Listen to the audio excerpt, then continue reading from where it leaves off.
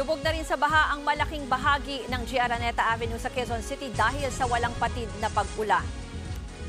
Live mula sa Quezon City, nasa frontline ng balitang yan, si Elaine Fulgencio. Naku Elaine, alam ko laging binabahayang area na yan, pero ngayon ba gaano kataas na ang tubig dyan?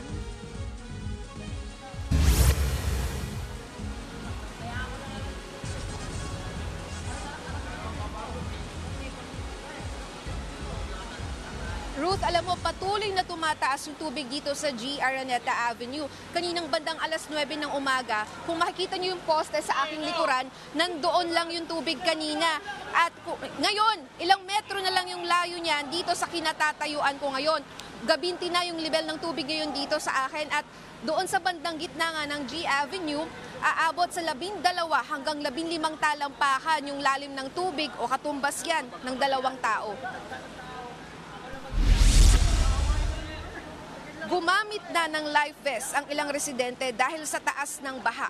Ang mga sasakyang inabutan sa kalsada, stranded at tumirik na rin. Patuloy naman ang rescue operation ng Quezon City Risk Reduction and Management Council sa mga residenteng natrap sa kani-kanilang mga bahay dahil sa lampas taong tubig.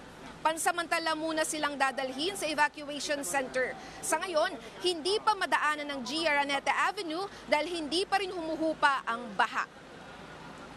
Ruth, kanina meron na ding nanay na nirespondihan ng mga rescuer dahil nga napaanak na siya doon sa kanilang bahay. Buti na lang daw at may nurse na tumulong doon sa mag-ina. Sa ngayon, ilikas na sila at dinala na sa ospital. Ligtas naman yung sanggol maging ang kanyang ina. Sa mga oras na ito, Ruth, patuloy pa rin na tumataas yung tubig. Sa katunayan, kanina nandito lang kami bago tayo magsimula. Ngayon, paabante na rin yung tubig dito at palalim na ng palalim doon sa aking likuran. Kaya nag-abiso na rin ang LGU sa publiko na kung maaari ay kung kaya pa, lumikas na dahil tuloy-tuloy nga yung pagtaas ng tubig dito. Ruth?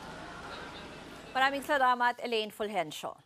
Mga kapatid, ako po si Ruth Cabal. Maging maalam at may pakialam sa mga may init at rumaratsadang balita sa Frontline Express. Para maging updated sa balitaan, mag-subscribe lang sa social media pages ng News 5.